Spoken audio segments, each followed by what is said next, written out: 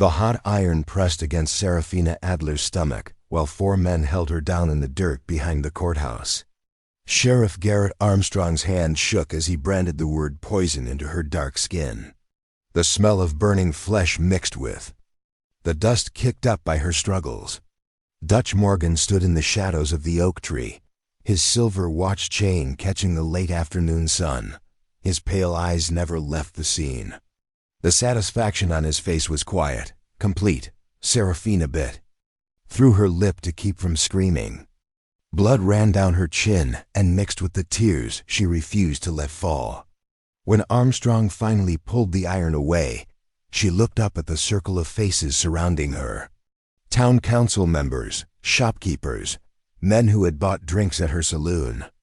Just weeks before, her voice came out steady despite the fire spreading across her belly. "You think this will break me?" She struggled to her feet, pressing one hand against the fresh wound. The other she used to pull her torn shirt closed. "You don't know what I've survived." Dutch stepped forward then. His boots were polished despite the dusty street. His suit was pressed clean. Everything about him spoke of money and power that reached far beyond Redemption Creek. "Pack your things, Serafina. You have until sunset." She met his gaze without flinching. The brand burned like hellfire, but she had felt worse pain. "Much worse. I'll remember this, Dutch, all of it." He smiled then, cold as winter wind. "No, you won't, because you'll be gone." 6 months earlier, Serafina had been the most successful woman in 3 counties. Her saloon sat on the corner of Main and Telegraph, its windows gleaming with imported glass. The piano in the corner was real mahogany. The whiskey behind the bar was aged longer than most men in town had been married. She had earned every board and nail of it. 3 husbands had loved her. 3 husbands had died loving her. Thomas from consumption, William from his weak heart, Samuel from the fever that took half the town 2 summers back.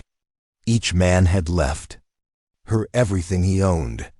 Each death had added to her wealth and to the whispers that followed her down the street. The Black Widow, they called her.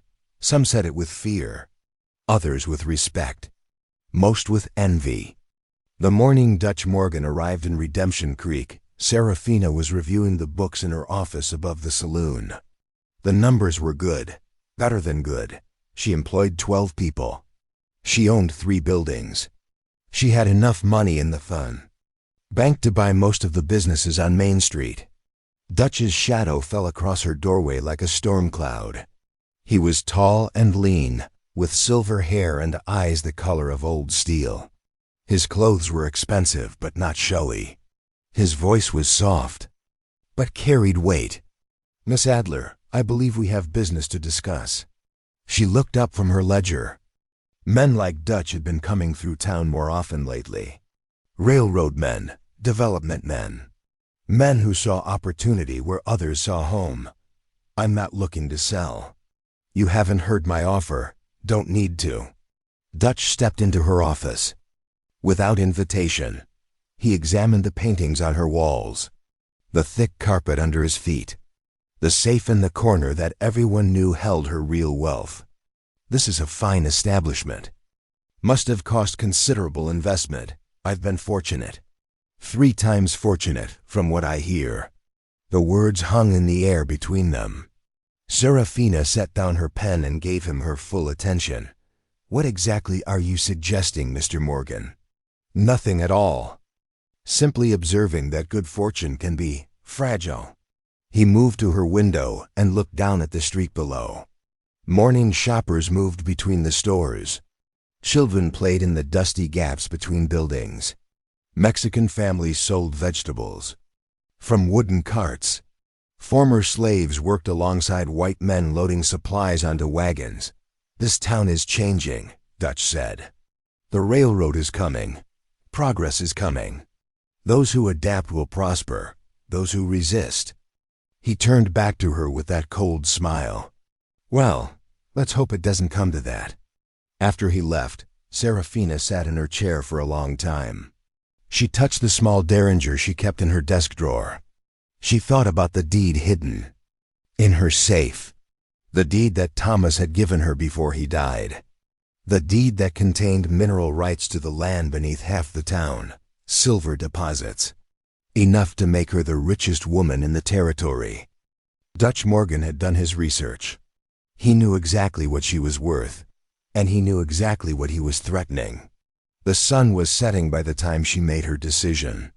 She would not sell. She would not run. She would not abandon the community that had grown up around her business. The people who depended on her for work deserved better. The families who had found safety in Redemption Creek deserved better. She deserved better. But Dutch Morgan was a patient man, and patient men were the most dangerous kind. The week after Dutch's visit, Serafina discovered the real scope of his plans. She found Maria Gonzalez crying behind the general store, clutching an eviction notice. The paper bore Dutch's signature and the territorial seal. 1 month, Maria whispered. He says we have 1 month to sell, or he'll have us removed. Serafina took the notice and read it twice. The language was legal, but the meaning was clear. Dutch wasn't just buying land, he was clearing it. Every family that didn't fit his vision of progress would be forced out. The Gonzalez family had been in Redemption Creek for 15 years. Their store fed half the town. Their children played with everyone else's children. They belonged to the fabric of this place.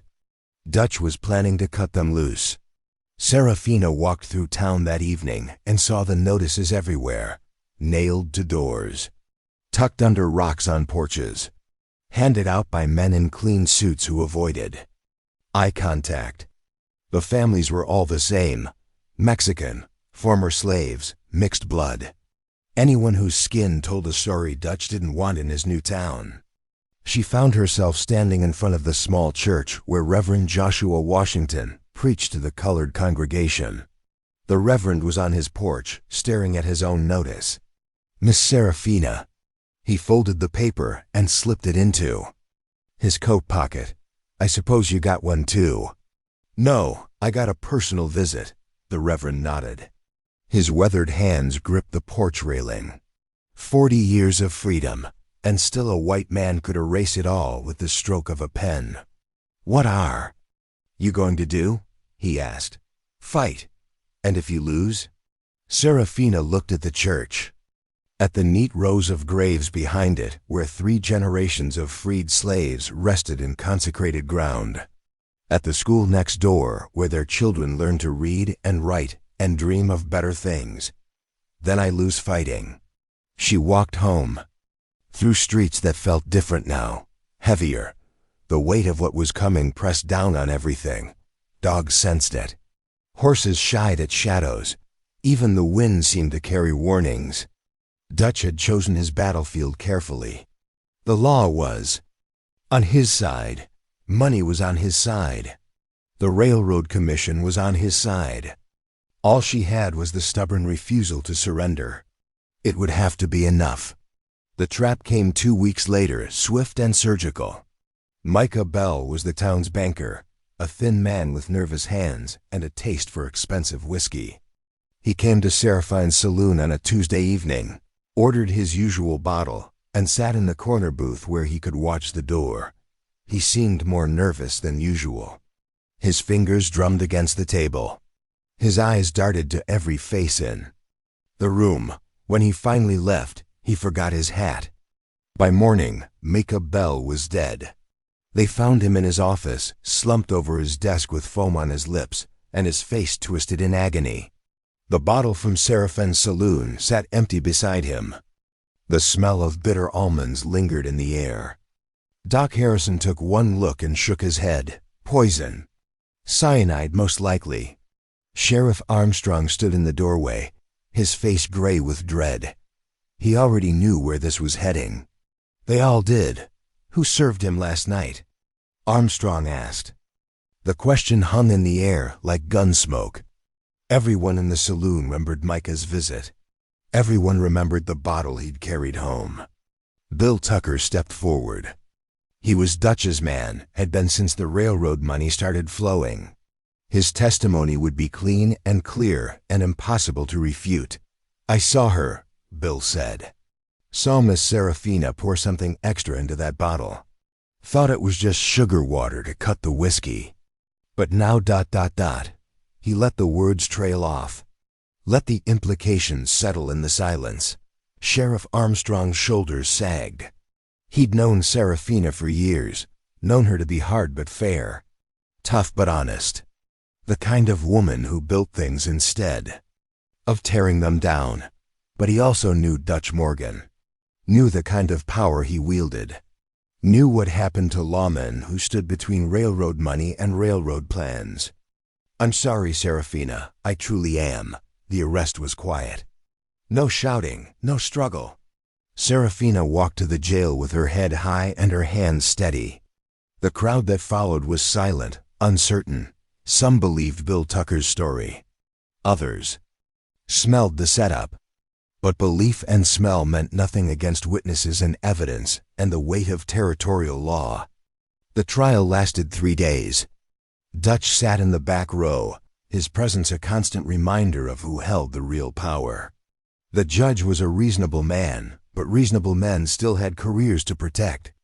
Bill Tucker told his story with conviction. Other witnesses corroborated the details. The bottle was presented as evidence. The motive was clear. Serafina's lawyer was competent, but outmatched. The defense he mounted was thin. The testimony he gathered was dismissed. When the verdict came down, it was not murder. The evidence was circumstantial. The proof was incomplete, but the judge found another way: reckless endangerment, unlawful distribution of adulterated spirits, conduct unbecoming a business owner. The sentence was branding, a mark, to warn others, a scarlet letter pressed into flesh. Sheriff Armstrong led her behind the courthouse where the iron was already heating in the coals. His hands shook as he lifted it. The word poison glowed red-hot in the gathering dusk. "Please don't make me do this." Serafina looked at him with something that might have been pity. "You already are." The iron pressed against her skin with a hiss that echoed off the courthouse walls. The smell of burning flesh mixed with the dust and the dying light. Dutch Morgan watched from the shadows, his silver watch chain catching the last rays of sun. When it was over, he stepped forward with his eviction notice. "You have until sunset to leave town." Serafina stood slowly, pressing her hand against the fresh wound. The pain was sharp and clean, and somehow purifying. It burned away the last of her illusions about justice and law and the price of fighting powerful men. "I'll remember this, Dutch, all of it." His smile was cold as winter wind. "No, you won't, because you'll be gone." But as she walked away, Dutch Morgan made his first mistake. He assumed the brand would break her spirit. He assumed exile would end her story. He had never met a woman who turned scars into strength. Serafina walked west into the Badlands with nothing but the clothes on her back and the burning brand beneath her torn shirt. The sun beat down on cracked earth that stretched endless in all directions. No roads, no markers, just heat and dust, and the kind of emptiness that swallowed souls whole. By the second day, fever took hold. The brand had festered despite her efforts to keep it clean. Infection spread through her body like wildfire. She stumbled through mesquite and sage, chasing mirages that turned to dust. On the third day, she collapsed beside a dry creek bed. Vultures circled overhead, patient as death. The sun hammered down on her exposed skin. Her lips cracked, her tongue swelled. The fever dreams came in waves. She saw Thomas dying in their bed, his hand reaching for hers. She saw William clutching his chest in the parlor, gasping for breath she couldn't give him. She saw Samuel burning with fever while she bathed his forehead with cool water that never came fast enough. 3 good men, 3 deaths. 3 failures that followed her into the desert. The sound of hoofbeats pulled her back to the living world. She tried to sit, Up, but her body wouldn't obey.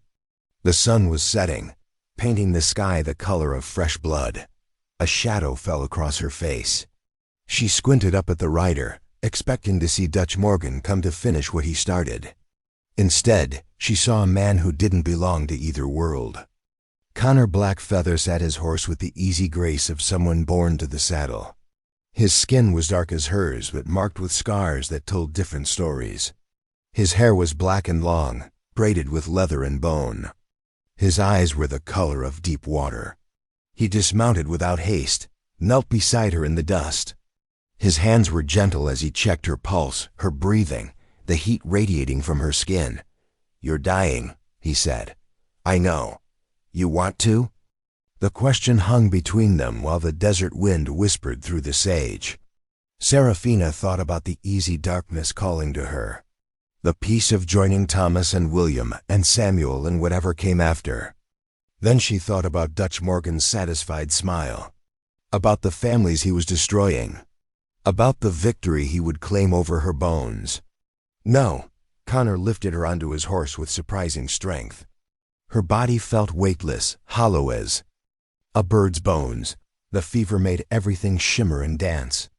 "Where are you taking me?" "Home." The Comanche camp appeared out of the darkness like something from a dream. Fires burned low between hide lodges. Horses grazed on the sparse grass. Children played quiet games in the shadows. Connor carried her to a lodge painted with symbols she didn't recognize. An old woman emerged from the doorway, her face lined with years of desert sun and prairie wind. She spoke to Connor in rapid Comanche, her voice sharp with questions. He answered in the same tongue, his words calm and final. The old woman looked at Seraphina with eyes that missed nothing. "She says you smell like trouble," Connor translated. "She's right." The old woman's lips twitched, almost a smile. She gestured for Connor to bring Seraphina inside. The lodge was warm and dim, filled with the scent of sage and leather and something medicinal. Connor laid her on a bed of buffalo robes. The old woman began mixing herbs in a clay bowl, her movements precise and practiced. "What's your name?" Seraphina asked. "Connor Blackfeather." "And you're the woman they call the Black Widow." "News travels fast. Bad news always does." The old woman approached with her bowl of medicine. She pulled back Seraphine's torn shirt to examine the brand. Her intake of breath was sharp, angry. She spoke to Connor again, her voice rising with each word. He answered quietly, his hand steady as he helped hold Seraphina still. "What is she saying?" "That white men are animals, that you should have killed them all." "I tried." Connor's eyes met hers. In them she saw something unexpected. Recognition, understanding, the look of someone who had walked through his own fire and emerged scarred but standing. The old woman applied her medicine to the brand.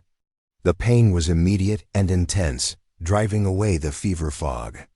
Seraphina bit down on the leather strap Connor offered, her body rigid with effort.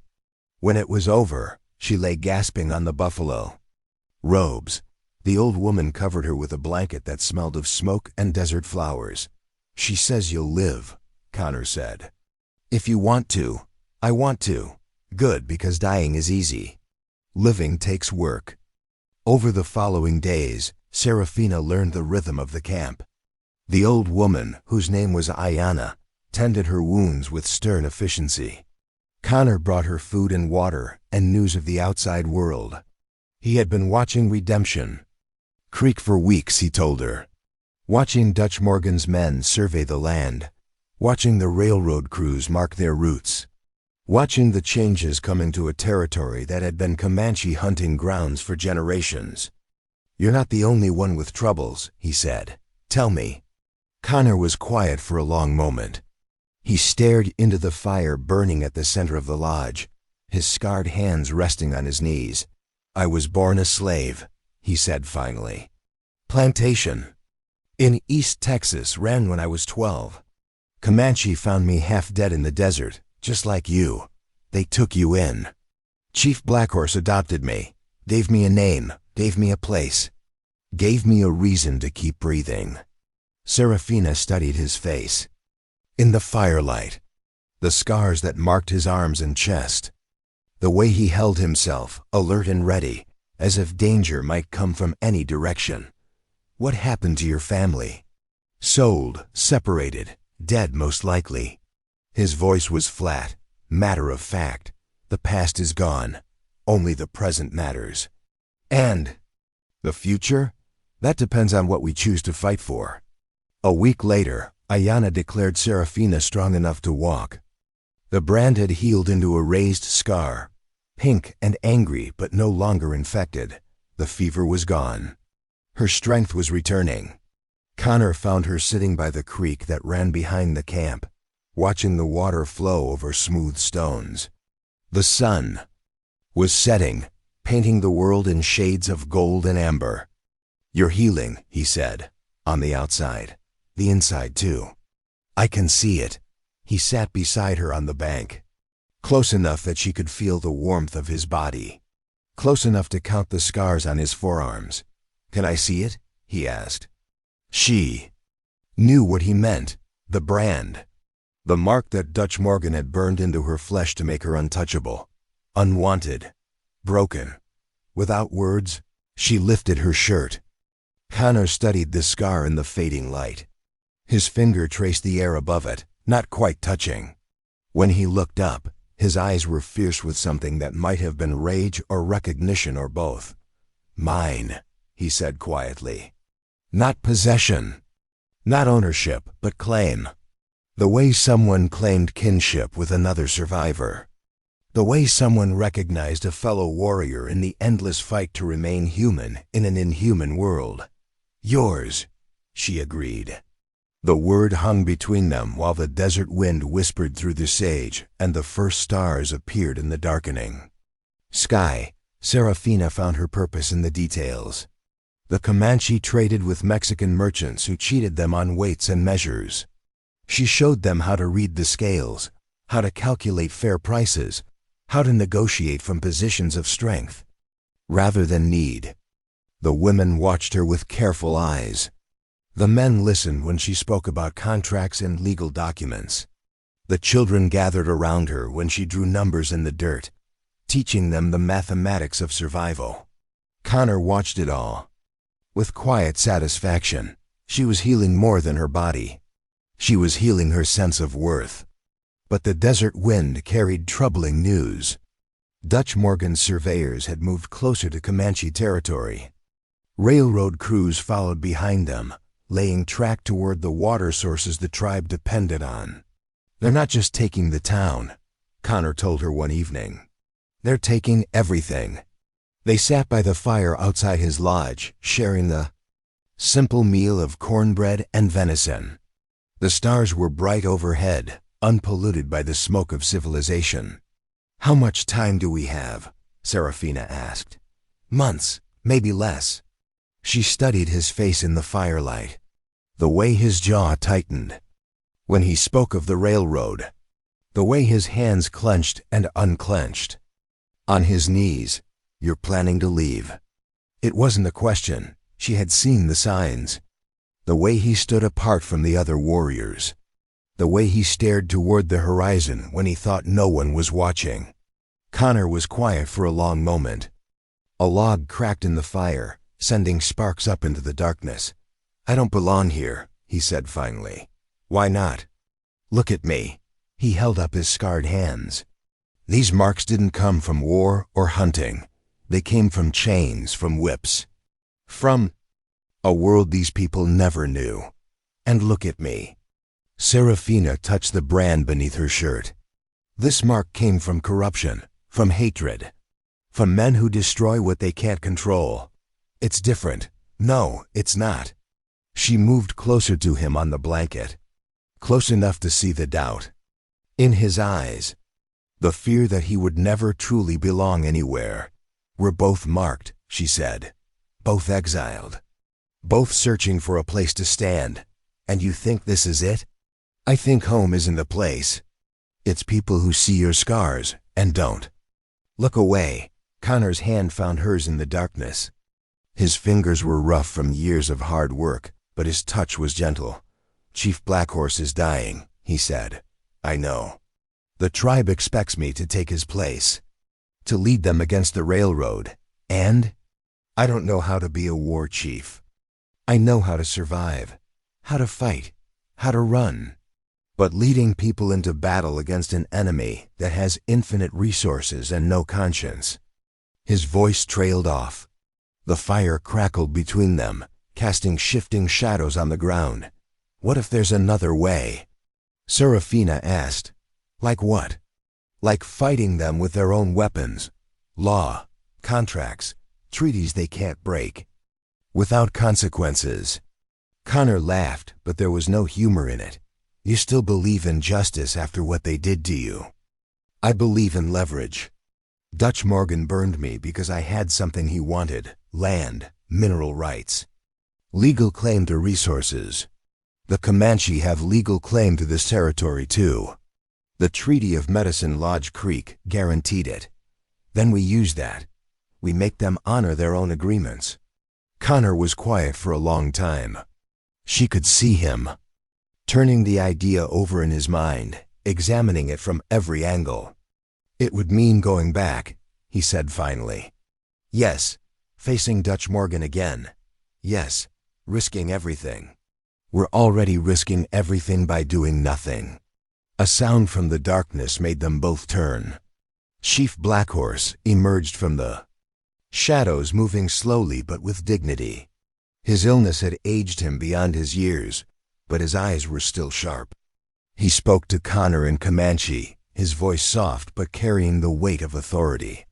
Connor responded in the same language, his tone respectful but firm. "What is he saying?" Serafina asked. "He says the spirits sent you to us for a reason, that your knowledge of the white man's ways is a gift we shouldn't waste. And what do you think?" Connor studied her face in the firelight, the determination in her eyes, the stubborn set of her jaw that reminded him of his own refusal to surrender. "I think Chief Blackhorse is a wise man." The next morning brought unexpected visitors. Sheriff Armstrong rode into camp with his hands raised, his deputy trailing. Behind him, both men looked nervous but determined. Connor met them at the edge of the camp, his rifle ready but not aimed. Other warriors gathered in the shadows, watching for signs of treachery. "I need to speak with Serafina Adler," Armstrong said. "She's not here. Don't lie to me, boy. I know she's here. And I know you're Connor Blackfeather, Chief Blackhorse's adopted son." Connor's finger tightened on his rifle trigger. Being called boy by a white lawman brought back memories he'd tried to bury. "Easy," Armstrong said. "I'm not here to arrest anyone. I'm here to make things right." Serafina emerged from her lodge, walking with the quiet confidence she'd regained during her weeks with the tribe. The brand beneath her shirt had healed into a constant reminder of Dutch Morgan's cruelty. "Sheriff," she said, "you're a long way from home."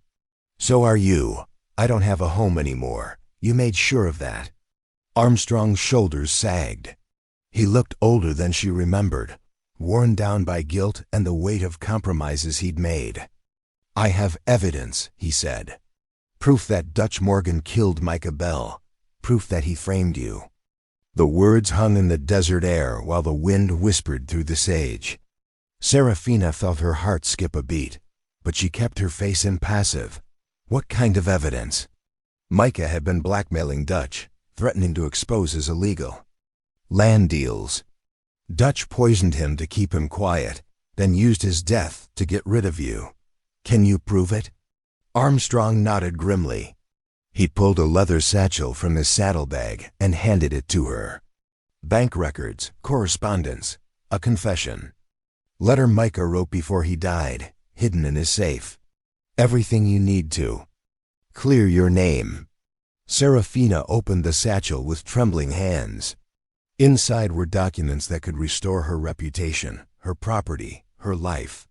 Everything Dutch Morgan had taken from her. "Why?" she asked. "Because I've been a coward long enough. Because Dutch Morgan has destroyed enough lives. Because you deserved better than what we gave you. Connor moved closer, his presence solid and reassuring at her side.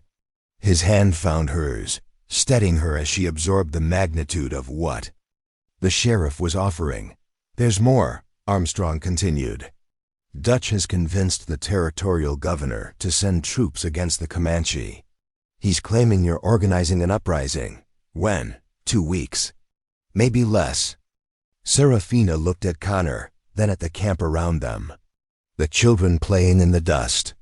The women working quietly in the shade. The warriors who had taken her in when she had nothing. Her choice was clear. She could take the evidence and disappear, clearing her name but abandoning the people who had saved her life. Or she could stay and fight, using her knowledge of Dutch Morgan's methods to protect her new family. We go back, she said. Connor nodded. His decision was made too. We go back. Serafina rode into Redemption Creek at dawn with Connor beside her and 6 Comanche warriors at their backs. The town was different now. Half the storefronts stood empty. Boards covered windows where families had once displayed their wares. The Mexican Quarter was nearly deserted. Dutch Morgan's vision of progress was a graveyard. People stared from doorways and windows as the small procession moved down Main Street. Some faces showed fear. Others showed something that might have been hope. Word traveled fast in small towns, and everyone knew the Black Widow had returned. Sheriff Armstrong waited on the courthouse steps, his badge polished bright in the morning sun. Beside him stood Judge Harrison, who had overseen her trial. The old man's face was grave with the weight of coming reckonings. Miss Adler, the judge said, I understand you have new evidence to present. I do. She dismounted slowly, her movements careful and deliberate. The brand beneath her shirt pulled tight with each step, a constant reminder of what this town had cost her. Connor stayed close, his presence a steady anchor in the storm of returning memories. The courthouse was packed. Every seat filled, every wall lined with bodies. The same faces that had watched her trial now watched her return. But the atmosphere was different, charged, electric with the possibility of truth. Dutch Morgan sat in the front row, his silver watch chain catching the light from the tall windows. His face was calm, confident. He had played this game too many times to be rattled by one woman's desperate gambit. But when Serafina opened the leather satchel and spread Micah Bell's hidden documents across the defendant's table, his composure cracked. Bank records, she announced, her voice carrying clearly through the packed room, showing illegal transfers from Dutch Morgan's railroad fund to his personal accounts. Judge Harrison examined the papers with growing gravity. Each page revealed another layer of corruption, another piece of the web Dutch had spun around the town. Correspondence between Mr. Morgan and territorial officials, Serafina continued, detailing bribes paid to secure favorable land deals. The judge's face darkened. Several men in expensive suits shifted uncomfortably in their seats. The corruption reached higher than anyone had imagined. And this, Serafina held up a single sheet of paper, her hand steady despite the magnitude of what she was about to reveal. Micah Bell's confession, written the night before he died, hidden in his safe. The courtroom fell silent. Even the wind outside seemed to pause, waiting for the words that would change everything. Mr. Bell states that Dutch Morgan approached him with a proposition: falsify land deeds to make the railroad acquisition appear legal. In exchange, Mr. Bell would receive a percentage of the profits. Dutch Morgan's lawyer stood up, his objection ready. But Judge Harrison waved him down. Continue, Miss Adler. Mr. Bell became concerned about the scope of the deception. He threatened to expose the scheme unless Mr. Morgan agreed to fair compensation for displaced families. She paused, letting the weight of revelation settle on the room. Mr. Morgan's response was to invite Mr. Bell for a final negotiation, at which point he administered poison to his former partner. The courtroom erupted. Shouts of outrage mixed with cries of vindication. Dutch Morgan sat motionless in his chair, his face a mask of cold fury. But Serafina wasn't finished. The frame job was simple. Plant the poison bottle in my saloon. Bribe a witness to provide false testimony. Use my reputation as the Black Widow to make the accusation believable. She turned to face the packed courtroom, her voice rising. With each word, Mr. Morgan destroyed my life to cover his crimes. He branded me as a criminal to hide his own corruption. He exiled me from my home to protect his stolen wealth. Connor stood then, his movement fluid and purposeful. He walked to the front of the courtroom, ignoring the whispers and stares his presence generated. Dutch Morgan didn't just destroy one life, he said. He's destroying an entire territory. Stealing land from families who've lived here for generations. Breaking treaties that guarantee tribal sovereignty.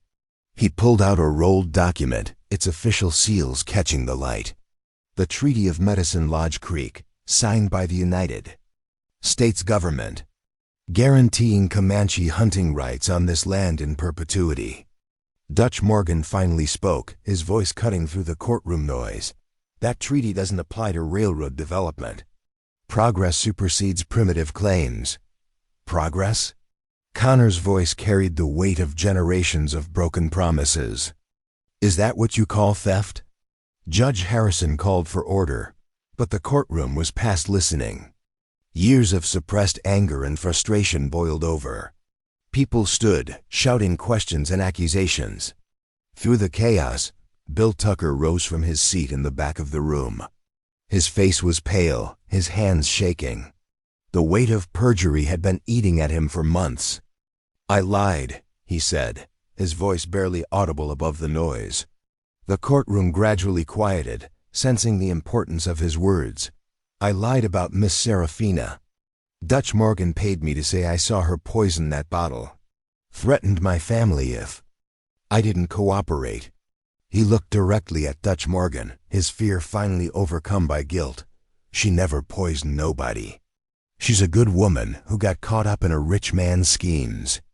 The silence that followed was complete. Even the wind outside seemed to hold its breath. Judge Harrison's gavel came down with the finality of thunder. In light of new evidence and recanted testimony, I hereby overturn the conviction of Serafina Adler. All charges are dismissed. Her property and rights are restored. The courtroom erupted again, but this time with celebration. People cheered and clapped and shouted their approval. Justice, delayed but not denied, had finally arrived. But Dutch Morgan wasn't finished. He stood slowly, his composure restored, his smile cold as winter wind. This changes nothing, he said. The railroad is coming. The territorial governor has already signed the development orders. You can clear her name, but you can't stop progress. He straightened his jacket and headed for the door, his arrogance intact despite his exposure. And the troops I requested are already en route. Your Comanche friends will be relocated, whether you like it or not. Connor's hand moved to his rifle, but Serafina caught his wrist. Violence would only prove Dutch's point about savage tribes needing civilization. Let him go, she said. We have what we need. Dutch Morgan paused at the courthouse door, his final shot already prepared. Enjoy your victory, Miss Adler. It won't last long. He disappeared into the street, leaving behind a courtroom full of people who had finally seen the true face of the man who claimed to represent their future. Serafina stood in the sudden quiet, surrounded by the evidence of her vindication. Her name was cleared, her property restored, her reputation salvaged from the ashes of Dutch Morgan's schemes. But the victory felt hollow. Dutch was right about one thing. The railroad was still coming. The troops were still marching. The fight for the territory's soul was far from over. Connor moved to her side, his presence steady and reassuring. What now? He asked. Serafina looked around the courtroom at the faces of people who had watched her fall and rise again. Some had believed in her innocence. Others had been convinced by Dutch's lies. All of them would be affected by what came next. "Now we build something better," she said. Dutch Morgan's arrest came swiftly. The territorial marshal arrived within days, armed with warrants and federal authority that superseded local corruption. Dutch's protests fell on deaf ears. His money meant nothing to men who answered to Washington. The railroad scheme crumbled with its architect's downfall. Investors fled. Surveyors packed their equipment. The dream of progress built on stolen land dissolved into dust and broken promises. But Serafina didn't return to her old life. The saloon sat empty, its windows dark. The upstairs office where she'd once counted profits remained locked. The woman who had owned those things was gone, replaced by someone who understood that true wealth couldn't be measured in gold or property. Instead, she rode out to the boundary between town and territory, where the desert met the grassland and two worlds touched without merging. Connor was waiting for her, his horse grazing beside a creek that ran clear and cold from the mountains. "This is it," she said, dismounting near the water's edge. "This is where we build something new." The trading post took shape slowly, raised by willing hands from both communities. Town folks who remembered Seraphine's fairness worked alongside Comanche warriors who respected Connor's judgment. Boards hewn from local timber, stones quarried from the creek bed, a structure that belonged to the land rather than imposed upon it. Maria Gonzalez was the first to bring goods for trade. Her family's pottery and woven blankets found eager buyers among the tribe. Comanche women offered buffalo hides and beadwork that town ladies coveted for their parlors. What had once been suspicion became curiosity, then respect, then something approaching friendship. Connor moved between the groups with easy authority. His scars told stories both sides understood. The white marks on his dark skin spoke of chains and whips. The Comanche tattoos on his chest spoke of adoption and belonging. He was living proof that identity could be chosen rather than inherited. Serafina handled the business side with the same skill she'd once applied to her saloon. Fair prices, honest weights, contracts that protected both parties, but her real contribution was less tangible. She translated not just languages but worldviews, helping each side understand what the other truly valued. The scar on her stomach had faded to a pale line, barely visible beneath her shirt, but she no longer tried to hide it. When curious children asked about the mark, she told them the truth. How hatred had tried to brand her as worthless. How love had seen beauty in her wounds. "Does it hurt?" a young Comanche girl asked one afternoon. "Not anymore," Serafina answered. "Now it reminds me how strong I am." The girl nodded solemnly, then ran off to play with her friends. Both white and brown children, their laughter mixing in the desert air. Chief Blackhorse lived long enough to see the trading post flourish. He died peacefully in his sleep, his final words a blessing on the union between his adopted son and the woman who had brought healing to both their peoples. Connor became chief without ceremony or fanfare. The tribe simply began bringing their problems to him, their disputes for judgment, their fears for comfort. Leadership, Serafina realized, was something you grew into rather than claimed. Sheriff Armstrong visited regularly, his badge now worn with pride rather than shame. He brought news from town, legal documents that needed signing, and occasionally a bottle of good whiskey to share by the fire. Dutch Morgan died in prison, he told them one evening. Heart attack, alone. Serafina felt no satisfaction at the news. Death was just another form of exile, and she had learned that exile only mattered if you let it define you. "What about his railroad?" Connor asked. "Dead too. Investors pulled out when the corruption came to light. The territory will develop, but slowly, honestly." They sat in comfortable silence, watching the sun set over land that belonged to all of them and none of them. The desert wind carried the scent of sage and the sound of children playing near the creek. Any regrets? Armstrong asked. Serafina touched the scar beneath her shirt. The mark that had once been intended as shame now served as reminder. Not of what she had lost, but of what she had gained. None, she said. The trading post grew into a small settlement. Families from both communities built homes nearby, drawn by the promise of a place where differences were bridges rather than walls. Children learned to speak both English and Comanche. Marriages crossed cultural lines. A new kind of community took root in the desert soil. Serafina started a school in the back room of the trading post. She taught reading and writing to anyone who wanted to learn. Former slaves sat beside Mexican ranch hands. Comanche teenagers studied alongside white children from town. Knowledge, she had learned, was the most powerful weapon against ignorance and fear. Connor handled disputes with the wisdom of someone who had lived in multiple worlds. He understood that justice meant different things to different people, but fairness was universal. His decisions were respected because they came from experience, rather than prejudice. Years passed. The woman known as the Black Widow became simply Serafina, teacher and trader, wife and friend. The brand on her stomach faded further, its edges softening until it was barely visible. But she never forgot its lesson. Scars were not signs of weakness. They were proof of survival. Evidence that you had faced something terrible and emerged.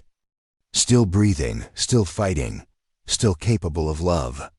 On quiet evenings, when the trading post was closed and the children were asleep, Serafina and Connor would sit by their fire and watch the stars appear in the desert sky. He would trace the scar on her stomach with gentle fingers, and she would touch the marks on his wrists where shackles had once bound him. Two people marked by cruelty, healed by kindness, strengthened by shared purpose. They had found home not in a place but in each other, not in the past but in the future they were building. Together, the desert wind whispered through the sage, carrying stories of pain transformed into purpose, of wounds that had become wisdom, of love that saw beauty in brokenness and chose to call it whole. And that is all to the story, for now. Please let me know where you are tuning in from. Perhaps we will create a story there. Consider liking this video and subscribing to our channel. And if you enjoy our content, click this video on your screen. I promise you, it's worth watching. See you tomorrow.